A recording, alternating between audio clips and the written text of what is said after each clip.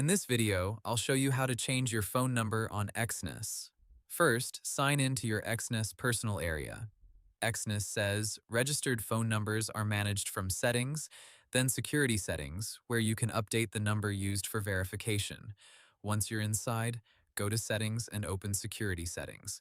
Look for the section related to two-step verification. Exness says you need to click Change there, then choose New Phone Number to start updating it. Next, enter your new phone number carefully, including the correct country code. After that, request the verification code. Exness says a code can be sent by SMS or phone call, depending on the method available for your account.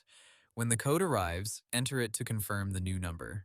In some cases, Exness also requires you to confirm the change using your current security method first. That means, before the new number is added, you may need to approve the request through the verification method already active on your account.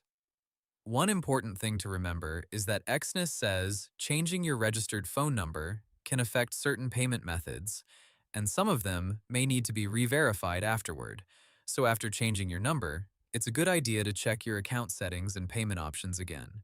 If you can't access your old phone number anymore, Exness also has account support options to help with security-related changes, but the normal method is through Settings and Security Settings in your personal area.